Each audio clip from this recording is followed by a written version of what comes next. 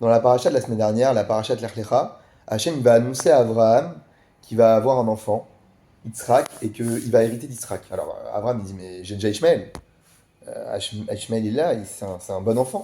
Hachem il dit oui, oui, t'inquiète pas, c'est un bon enfant, mais tu hériteras d'Yitzhak. Et on apprend aussi que Ishmaël il a fait la Brit Mila à 13 ans et Yitzhak à 8 jours. Alors de là il y a une idée déjà principale concernant l'éducation que le Rabbi Lubavitch ramène dans la Sira sur la paracha de Lech Lecha.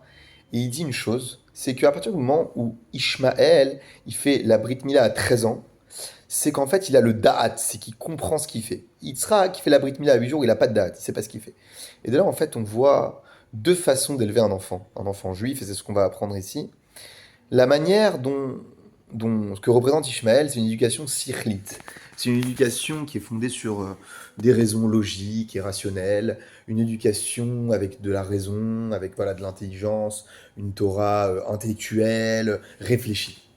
La Brit Mila de Yitzhak à 8 jours, c'est une Torah de miracle, une Torah de Emouna, une Emouna, une foi sans faille et sans raison.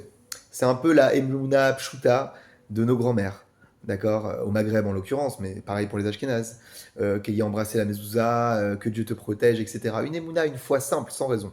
Elles n'avaient pas étudié Rashi, elles n'avaient pas étudié la Gemara, elles croyaient en Dieu tout simplement parce qu'on les avait élevées comme ça, et c'est tout. Le rabbi de Lubavitch ici, il dit quelque chose de fondamental à travers la sira, donc sur la parashat Lech Lecha, et à travers cette différence de temps entre la Brit Mila de Ishmaël à 13 ans et la Brit Mila d'Yitzhak à 8 jours. Il dit qu'en fait, quand tu élèves un enfant avec une Torah intellectuelle, alors il faut un petit peu évidemment qu'il faut un petit peu de logique, parce qu'on n'est pas des moutons, mais quand tu élèves un enfant avec une Torah sichlite, une Torah intelligente, uniquement fondée sur des raisons cartésiennes et logiques, et ben cet enfant, quand il va grandir, quand il va aller à l'université, quand il va faire l'armée, quand il va rencontrer des gens un peu mal intentionnés, ou loin de la Torah, parce qu'on sait que l'influence des amis, malheureusement, est très très très forte, et ben il suffit qu'il ait quelque chose qui lui semble plus logique que la logique que ses parents lui avaient instaurée, qu'il lâche la Torah, chas v'shalom.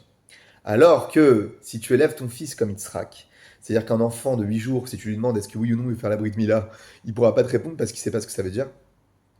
Si tu arrives à insuffler, à donner à ton enfant un amour pour la Torah inconditionnel, qui ne dépend d'aucune raison logique, structurelle et intellectuelle, alors là, peu importe finalement, peu importe les gens, peu importe l'univers dans lequel ton fils grandira, puisque l'amour qu'il aura développé pour Hachem et pour la Torah sera un amour inconditionnel, une vécoute, un attachement profond et sans faille, pas shoot, comme on aime nos parents, sans raison.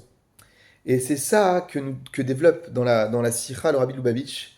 Et j'ai trouvé ça fondamental, puisqu'aujourd'hui on est à une époque où il y a l'intelligence artificielle, où l'intelligence finalement est artificielle. C'est-à-dire que on essaie de tout expliquer, de tout comprendre, de tout rationaliser, donner une raison à tout, à comprendre tout, on veut tout comprendre, tout prouver. Mais malheureusement, on passe à côté d'un message fondamental. C'est que la foi en Akadosh Baruch Hu, c'est un roc. Il n'y a aucune raison logique. La Torah, évidemment qu'il y a des raisons après qu'on donne pour expliquer le lait, la viande. On aime un petit peu donner des raisons comme ça pour sensibiliser certaines personnes qui ont besoin de ça. Mais la Emouna Pshuta, la Emouna de nos grands-mères et de nos grands-parents, la Emouna de Rabbi Nachman, du Rabbi de Lubavitch, la Emouna des Tanaïm, du Harizal, toute cette Emouna, cette foi qu'avaient les tzadikim, et qu'on a nous aussi, par le mérite de nos ancêtres, c'est une foi simple. On croit en Hachem, c'est tout. On ne cherche pas de raison. Il n'y a pas de raison. Et quand dans... Alors le problème, c'est quoi? C'est que finalement, avec tous les événements de la vie qui peuvent nous arriver, qu'ils soient heureux, malheureux, un peu embêtants, etc., malheureusement, ça peut arriver parfois, et parfois, et c'est pour notre bien de toute façon, parce qu'Hachem veut nous faire grandir, veut nous faire évoluer, veut nous faire avancer. Eh ben, si ma foi, elle est que sirlite, elle est que intellectuelle, alors au moindre problème qui arrivera dans ma vie, je vais lâcher la Torah. Puisque finalement, de manière logique, cette Torah ne m'apporte rien. Ou cette Torah ne m'apporte pas le bien-être que je pensais avoir en la réalisant. La Torah, les enfants, la Torah, les copains, c'est pas un médicament, hein. C'est pas une ségoula. Je fais la Torah, donc je suis heureux. Je fais la Torah, évidemment, je suis heureux. Mais je fais la Torah, donc j'ai un shalom bayit parfait. Je fais la Torah, donc j'ai une parnassa. Ce serait trop facile. La Torah, c'est pas ça. La Torah, c'est une émouna pshuta, c'est un amour inconditionnel envers le créateur du monde, envers Akadosh Baruch Hu, qui m'a donné la vie, qui fait battre notre cœur à chaque seconde. En échange de ça, il m'a demandé de faire Torah Mitzvot. Je le fais, point, point, sans raison, sans réussite, sans résultat.